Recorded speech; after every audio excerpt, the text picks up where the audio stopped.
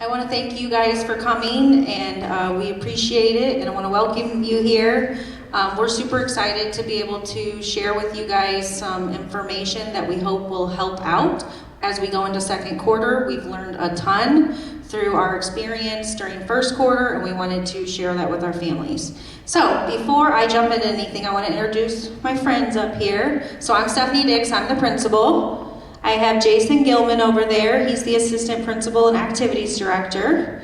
Also standing up is Mrs. Mindy Fisher. So Miss Fisher is our librarian, our tech specialist, our Chromebook lady. She does instructional coaching. She's kind of wears a lot of hats, so she's helping me this evening because she has some tips and tricks to share with you guys too. I have Miss Ashley Winehouse up here who teaches PE and health. Next to her, I have Mrs. Lindsay Fitzgibbons. She's our ELA 1 teacher. And next to her, I have Mrs. Holly Dow, who teaches physical science. I have Mrs. Sandy Colleen back here. She's one of our special services teachers. And to her right is Mrs. Ellen Rebaton. She's also a special services teacher. And then behind them is Mrs. Kelly Shadowins. She's in the special services department as well. And then over here to your left is Mr. Purvis, our art teacher. So our teachers came to these meetings to add in as needed or be here in case afterwards you have some specific questions, because these are the teachers that coincide with your students' grade level. So this is geared towards 9th graders right now. So our agenda for tonight is we're going to talk about why are we here, what are the goals, what do we want to leave you with when you leave this evening. We're going to give you some need-to-know information about virtual instruction, give you some useful tips to set you up for success, provide you with some resources that will help you out with this technological age and learning that we're living in, and then we're going to go over a few things with academic honesty, okay? So, our goals for this meeting. We want to discuss with you what we have discovered and learned throughout first quarter. And that's been a lot. So our eyes have been opened. I think this has been a huge learning curve for all involved in this, meaning students, parents, teachers, and we want to share some of what we've learned and maybe how we could improve things going into second quarter. We want to give you additional information about what virtual instruction looks like and the expectations that we have for our virtual students. And then we want to make our virtual families aware of how you can set things up to be successful. Okay. So here's what we've learned. Like I said, it's been a learning curve for everyone involved. And along with that, it looks different than what some people thought it would look like. So some people envisioned virtual instruction to be a student on one computer watching a teacher on another computer, and they're simultaneously all day long having that feedback, and that's not what it's like. Some people envisioned making their own hours and maybe working through the night, and that is possible, but that's not working for everyone. So that's why we want to kind of go over what it should look like tonight. We also have learned that some students are doing really well with it, and some students are really struggling with it. So what we know right now is after first quarter, about 50% of our virtual students have at least one F. And that I'm not telling you that to make you feel bad or scare you. These are just the realities of why we knew we needed to get in front of our families. Compared to our in-person students that we have about a 15% rate of a student with an F. So we've seen, like I said, some of our virtual kids are doing great. It's no problem for them. They're motivated. They don't need that structure that the school day provides, whereas some students are not doing well because there's that lack of structure. And if we think about it, it makes sense. No one taught any of us how to do virtual school, right? We've taught our kids for 8, 9, 10, 11 years to do school here. That's how we all went to school. That's what we know as parents too. So it makes sense of why there is a learning curve in this and why we might have thought one thing and now we're looking at it a little bit differently. And then lastly, it's hard. It is not easy to learn remotely, okay? So this is what it should look like so we're all on the same page of what virtual instruction is. So virtual instruction includes the same amount of learning time as in-person learning. So what that means is at the high school level, you should expect a minimum of 5 hours a day to be spent doing learning activities, okay? So that's, our school day is roughly 7 hours. That obviously includes transition times, lunchtime, you know, getting here, dismissal, those things. So if you get rid of those times, I would say to expect at least 5 hours of learning time per day. Our virtual students have the same expectations as our in-person students. So what that means is we expect them to participate, to complete their assignments, and they're going to be assessed over their learning. So we're going to provide them the information, we're going to give them activities to practice that information, and then at the end we're going to assess what they know to make sure that they're mastering the concepts. All right, the third thing up there has a fancy word in it, mostly asynchronous learning with office hours and meetings for support. So you'll see that fancy word asynchronous a lot when educational people are talking about virtual instruction. What that means is individual learning, okay? So you'll hear some people say synchronous learning. That would be that I'm on a computer, you're on a computer, and we're doing it at the same time, or we're having a group meeting where all the kids are on Zoom at once. But for the most part, Herculaneum High School virtual instruction is going to be individual learning, meaning your teachers have office hours each week where they're there to support you. They're going to have virtual meetings each week to support you, but for the most part, our students are going to be on their own as far as keeping themselves on pace and making sure that they're staying on task. Students should participate in learning activities for all classes each day. So just like at school, a student has 7 classes a day, a virtual student should expect to do something for each one of those classes each and every day. Time management is a huge part of virtual instruction. So again, that goes back to our students who are, naturally born to be responsible and organized and those things. Some of us are gifted with that. Some people like me are not gifted with that. So there is a huge time management piece involved in virtual instruction. So if you're thinking about your student and how he or she is doing, you might want to assess, how does my student manage time, and then provide some support there to help them make a schedule. We'll talk about that a little bit more in a few.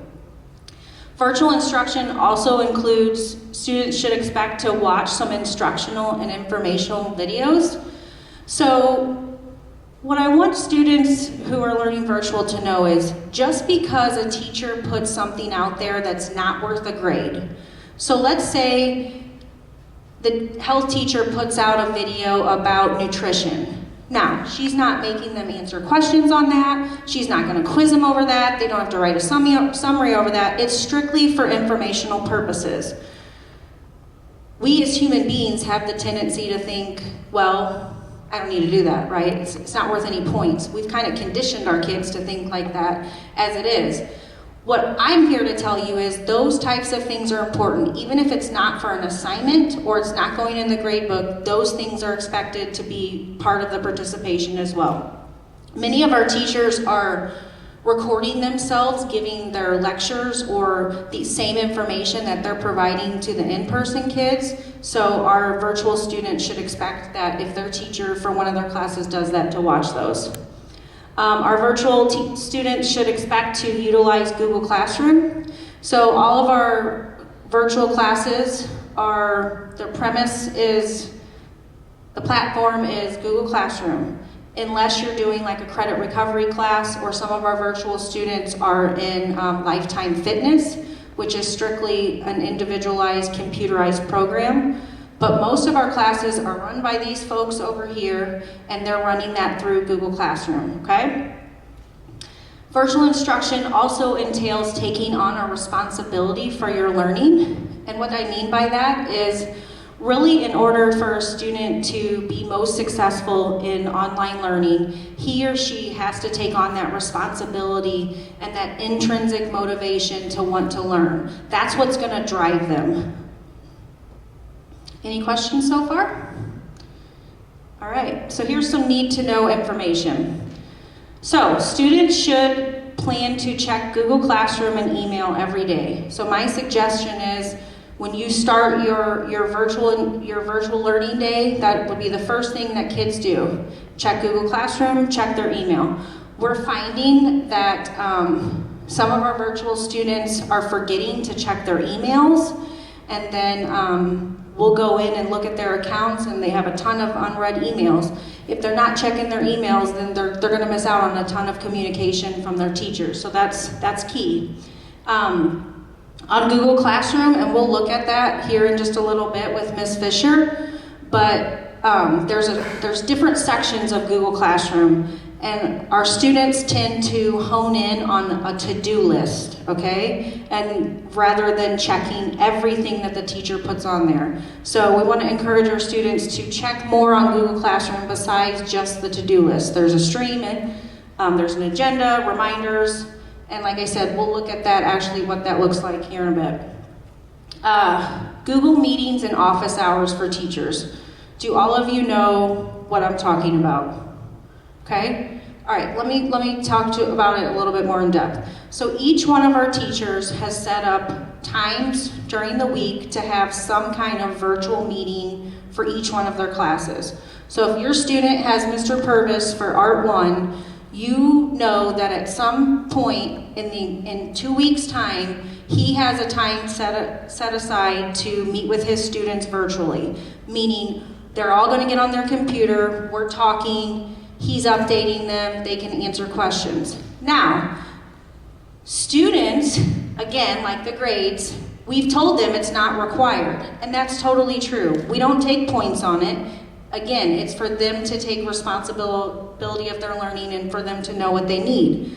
So they think it's not required, they don't need to, but really that's there to support them. So I would highly, highly, highly encourage for students to be getting on those Google Meets each week. Along with that, our office hours. Each teacher has time set aside during the week for office hours. Office hours are the times that you know that you can get a hold of that teacher. So our teachers are basically running 2 classrooms at all times. They're running a virtual classroom and they're running an in-person classroom.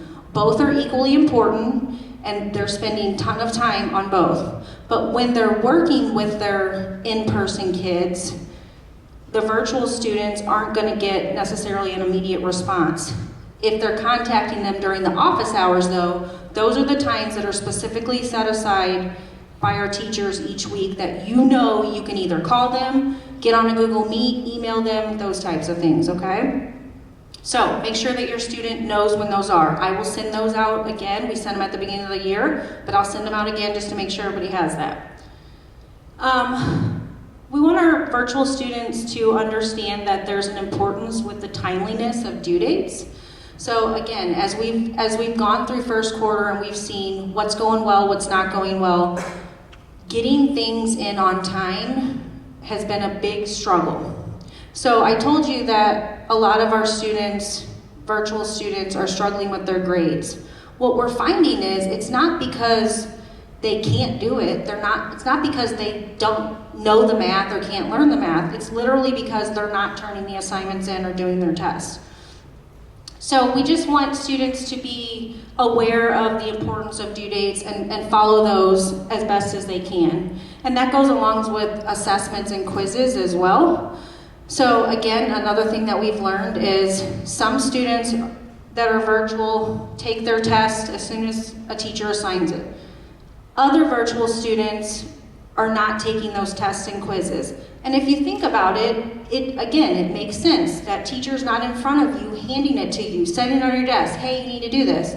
But it's super important that they do those in the time that's allotted and take those when the teacher assigns it. Communication is key. So we want our virtual students to know that they're important to us and we want to make them successful. We want to communicate with them. If there's an issue and something that you don't know about, you need to email your teacher, or you need to hop on that Google Meet or call them.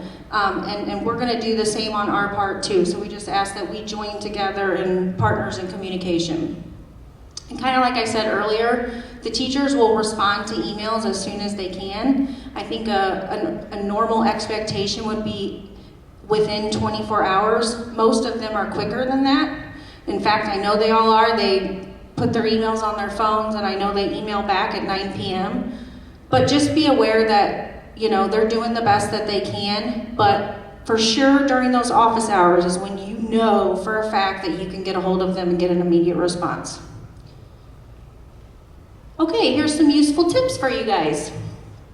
So, this does make me laugh. So another thing that we've learned through first quarter is those darn kids are smart. So on Google Classroom, you can turn an assignment in, right? Well, some students, and this is across the board, this is not just at Herculaneum High School, I've talked to principals other places, this is just a thing that kids are doing. They can hit turn in or submit the assignment, whether it's completed or not. So you as the parent who's monitoring whether or not your student has missing assignments, to you it looks like, I turned my assignment in, Mom. Well, technically I did turn something in, but they're turning things in that just don't have anything done on them, or they're only partially done. But then it looks like to the parent, oh yeah, they're caught up, because their to-do list is everything's checked off. So just kind of be mindful of that. We want our students and our parents to check Infinite Campus. So Infinite Campus is our platform. Are all of you guys on Infinite Campus? Fabulous. So that's our platform to communicate grades and progress. So we encourage our students to get on that and our parents to get on that, and not just look at, okay, I know my student has an 88%, I'm good. Actually you can go into the grade book, and we'll look at this a little bit more in depth too, and you can see how did your student do on a specific assignment? What specific assignments have been turned in? What's been graded? What hasn't been graded? And that'll give you the best indication of where maybe your student needs to do some work. You can sign up for notifications through Google Classroom and Infinite Campus to get emails if there's alerts. You probably maybe already know about that or do that. One really helpful tip when we talked about time management is we are encouraging our virtual students to make a daily schedule, okay? So we as human beings, we crave and we strive off of structure. Some of us are naturally inclined to build our own structure, some of us not so much.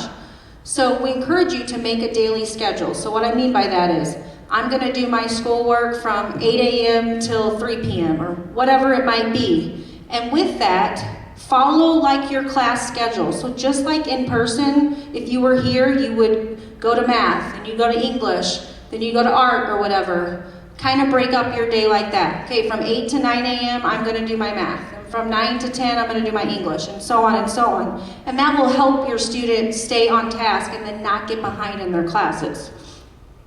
Another thing is to make sure you're working on each class each day. So just like with that daily schedule, it's really easy for us to start something in science, and maybe it's a long assignment, and the next thing you know, it's 2.5 hours later, and you didn't do any math today. So that's where that daily schedule will keep the students kind of on pace to stay up to date in all of their classes. And we encourage students to use some type of a planner. So that's a life skill too.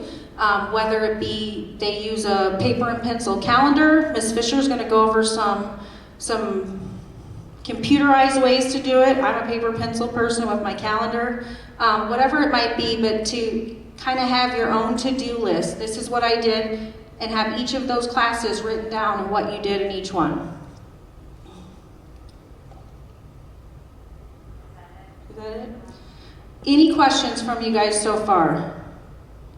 Okay, so I'm going to hand this over to Ms. Fisher. She's going to take us through a quick Infinite Campus tutorial, a Google Classroom tutorial, and then also show us a little bit more in depth about how we can use Google Calendar and a thing called Google Keep for our planners.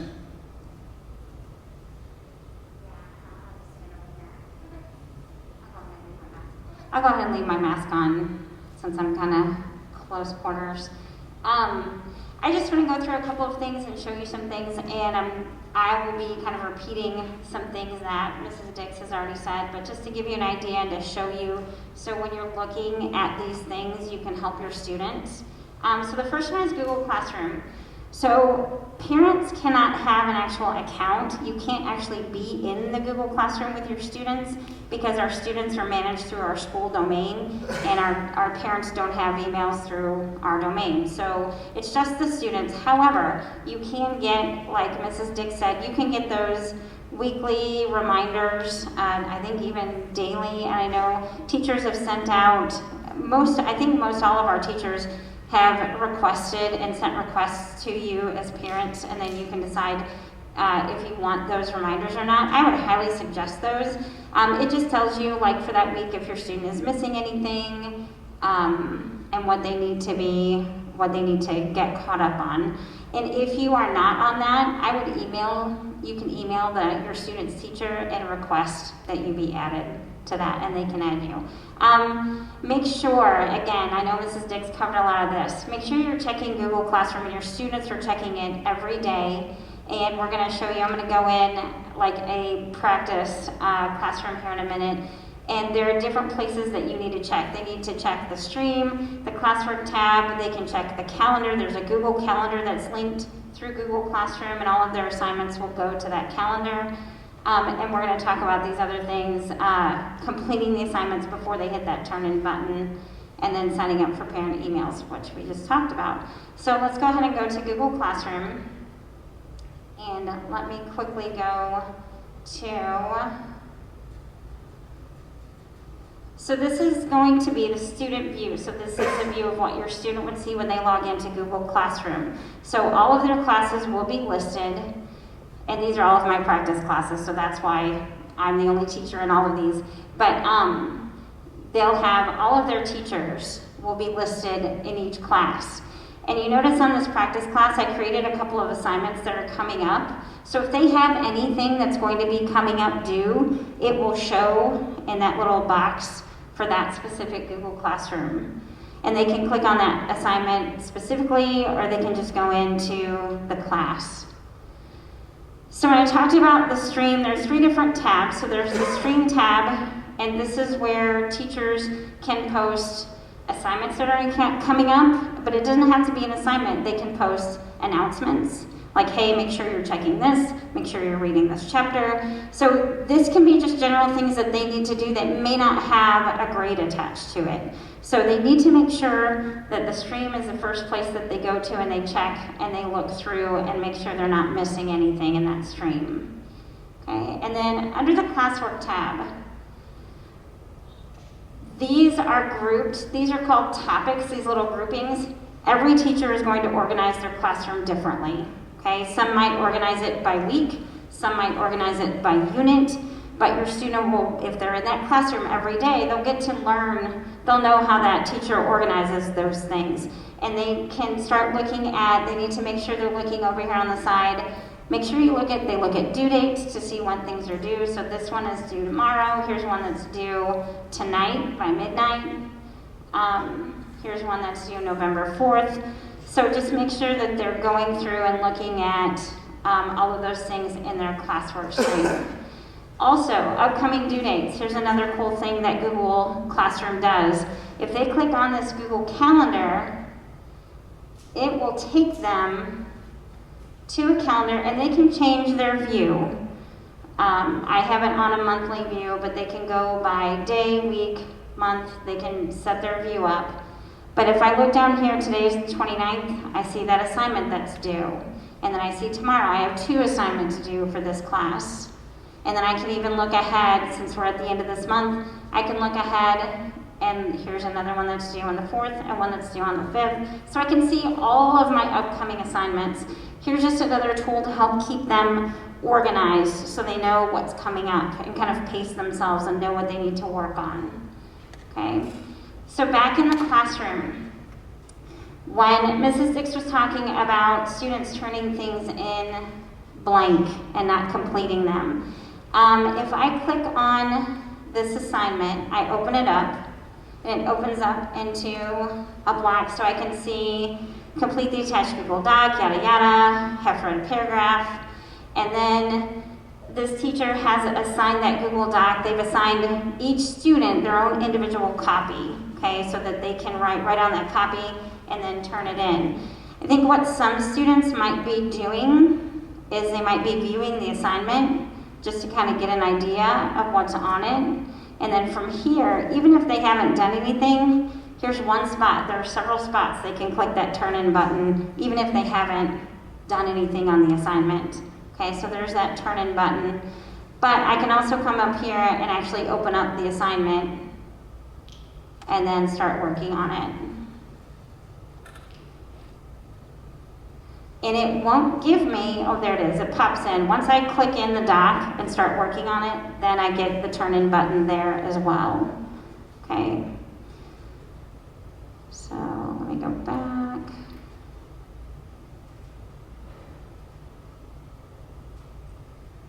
Any questions so far? Is there anything you guys want to add? Because you're in this every single day. On the top left, okay. Oh, there it is. View your work. Yep. Okay. So the view your work button that was up on the top left there, they can see everything that's due. And there are some things that don't have due dates, okay? But they still need to complete them. And really, they just need to click on every assignment and open it up and make sure whether they're watching a video, whether they're completing, like Mrs. Dick said, there may be other things that they need to do other than complete something for a grade. Okay, so just make sure they're opening everything up, whether it's in the stream, whether it's in view your assignment, whether it's in classwork, just to open all of it up. There are some buttons over here.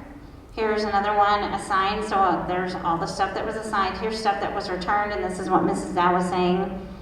And then anything that's missing would show up here as well. So then they can open that up from that page and get to work on that. Okay. Anything else? Any other questions with Google Classroom? Okay. And then Infinite Campus Parent Portal.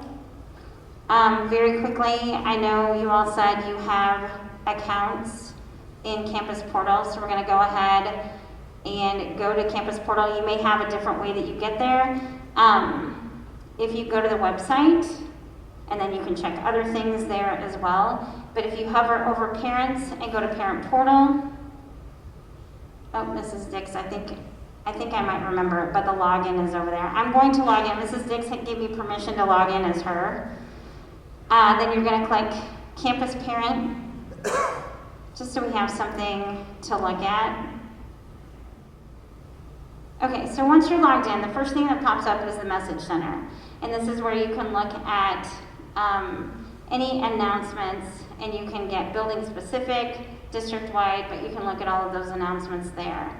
And then if you go to Today, it gives you a little recap or anything that's coming up, assignments that might be due today, tomorrow, documents, anything that needs your attention. If you have more than one student, there's a little pull down next to your student's picture up in the top right corner, and you can toggle back and forth and look at both students. There is a calendar, assignments, all these tabs that you can look at. But here's grades. So this will show all of the classes. So if there's a class that you are, and I would recommend looking at all of them. It's going to give the grade over on the side. And then you can click on that class, click on the grades tab, and we're going to go back to quarter one because that's what we're looking at right now. And then I can click on and look at assessments and go through, and I can hone in and look at specific assessments as well. And see. Something I want to add with that is that I don't need that. You're right there. is Okay. that our classes at the high school, and this was the same at middle school, but remember that assessments are worth 80% of the grade. and then classwork, practice work, their homework is just 20%. So really, like, we're doing all the practice stuff, and we want you to practice, but really the majority of the grade is coming from those assessments where they're showing what they mastered. So if you see anything on your students, like I said earlier, on that assessment tab, that's gonna really give you the most information about your students' grade or progress, okay? Okay, any questions? And if you guys are in it, you're probably very familiar with all of these things, with all these tabs. You can check their attendance. So if you know your child was at school and they show up an hour missing, hey, where were you? Like, what were you doing? Why were you late? Or why, you know, so those things will show up. You can look at their schedule for the day, see what classes they have. You can also go in, like, if you click on their schedule, you can get back into their grades and get back into looking at things that way too. And I wanted to show you the fees button. So if there are any fines that you have, like a library fine, computer fine, any fines that pop up, and this is new this year, those will pop up on the screen, and you can go on your card and you can pay right here through Infinite Campus now, which is kind of nice, okay?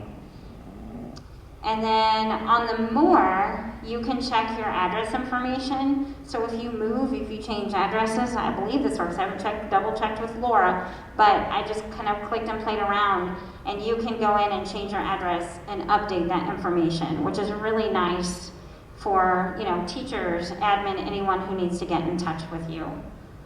Okay. Any questions on Infinite Campus at all?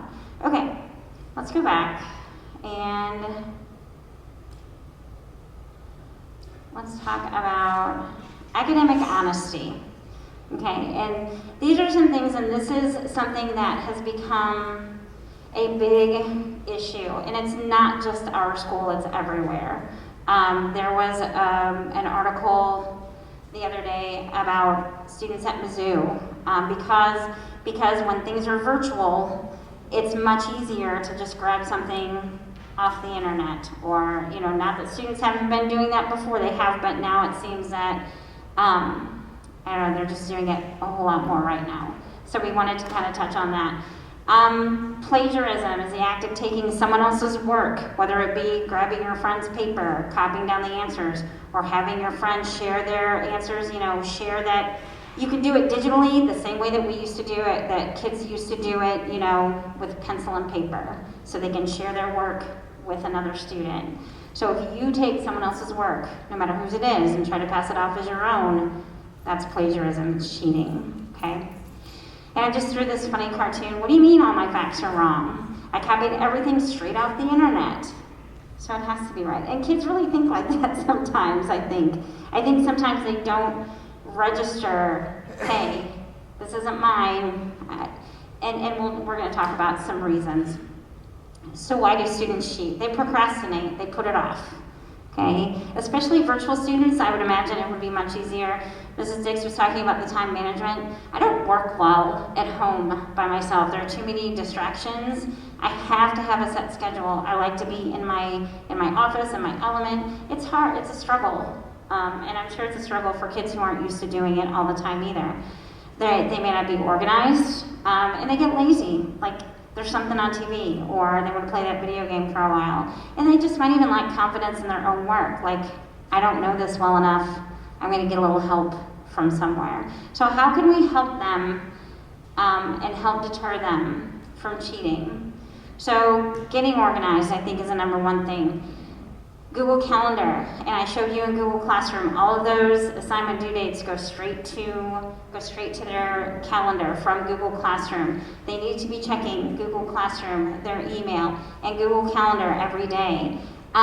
Setting a daily schedule and sticking to it. Write it down. At 8 a.m., I'm going to work on my science. At 9 a.m., I'm going to work on math. Scheduling out those 5 hours and giving themselves time to do each subject every single day. Google Keep is a great tool. I'm not going to get too much into it. I can send something out to the students that shows them how to create a digital planner. Some kids like pencil and paper. They like to write it all down. And if they do that, that's a great way, but keeping some sort of planner, keeping some sort of list. They have it all in Google Classroom and Google Calendar, but writing it down and keeping track of what they're doing, I think would help keep them even more organized. So let me go out and show you Google Keep very quickly. And Google Keep is in, so if I'm in my classroom, this little waffle up here in the top right corner, that's where all my apps are. So I can get to Google Keep that way. So I did this very quickly, and this is just, Google Keep allows students to create labels just like they can do in their email. So I created a planner, and what I did, you create a label, you could do it in several different ways. Students can get creative and create their planner any way they want. I created a label for each class. So here's my Algebra 1, here's my Language Arts 1, and it's just a matter of, this is what I have and this is when it's due. Or maybe in that label, they want to put Monday, Tuesday, Wednesday, Thursday, Friday, and write on each day what they do or what's due. Okay, again, they can set it up the way they want. I color-coded each class so that they can come back, and then when they look at all of their notes, they see everything that's due, and at the bottom of the note, it shows the class. It'll show you the label. So, very quick, just to show you very quickly, because I think we're close on time, but yeah, Google Keep is a great tool, and again, I can send something out to all the students that can help them get set up if they want to. And then, let's see, and going over, students need to know the consequences. Let me make this bigger again. So if they know the consequences, hopefully that will deter them from cheating. It doesn't always. And this is straight from our student handbook. It gives the definition of academic dishonesty, gives examples of what those could be: cheating on tests, assignments, projects, similar activities, plagiarism, claiming credit for another person's work, and so on and so forth. The first offense is no credit for the work, a grade reduction, or a replacement assignment. Any subsequent offenses, no credit for the work, a grade reduction, course failure, or removal from extracurricular activities. So it is serious, and they need to take it seriously and have pride. I think it just comes from having pride in their work too. And this is mine, I did it. I don't need to take it from anyone else. I got this. So a daily check-in and encouragement. Ask how their classes are going and ask for specifics. Tell me one challenging thing you faced today. Ms. Winehouse came up with that one for me. So being specific, because I know when my kids would get in the car, I would pick them up from school. How was your day? Fine. Well, what did you do? Nothing. So kind of pulling it out of them and asking specific questions like that. What was one tough thing you had to deal with today? What was one great thing that happened to you today? Check Infinite Campus Parent Portal daily for grades and missing assignments. Check your email for Google Classroom updates. And make a calendar of your students' teacher office hours on Google Meet and encourage your students to attend. So really kind of staying on top of them. And again, being that cheerleader, like, hey, you're doing awesome. Keep it up. And then on the website, there is this tech student parent tutorial. So if you have any issues with Chromebooks, kids can't get logged into something, my contact information is on the last slide too, but please contact me. I'm the person to contact for tech lady, yeah. Contact me and I will help you out, okay? But this tutorial is something that's pretty awesome and is it's on the website. You can scroll through if you need help with any of these Google platforms. The help is there. And if you need to, reach out, okay? Reach out to me, to Mrs. Zix, to any of the teachers. That's just mine. And then my email and my extension is 4123, okay? So again, thank you guys so much for being here. We appreciate that you've partnered with us in trying to make our students as successful as we possibly can. That was the goal for tonight. We hope that you're walking away with something you didn't know or didn't think about before you came. Again, like Ms. Fisher said, we're here for you guys. We want to know what you need. We want to know how you're doing. Now, a couple other things before you go I want you to have on the horizon. If you're thinking about that second semester, you might want to rejoin us for in-person learning. We will send out like a request form probably after this fall break. So in the next 2 weeks, if you're thinking about that, we'll ask for you to go ahead and fill that out so that by the beginning of December, we will have an idea of how many of our students are looking at coming back from virtual instruction, if any. And then the second thing to kind of have on the horizon is we do have finals at the high school level. So at the end of first semester, right before winter break, we will have finals, and that's worth 20% of our students' grades. So we are working on trying to figure out how does that look for virtual students, how should that look, and so just be looking for information on that too between now and Thanksgiving, okay? Any questions that we can answer before you all go? Thank you guys so much, and have a great evening.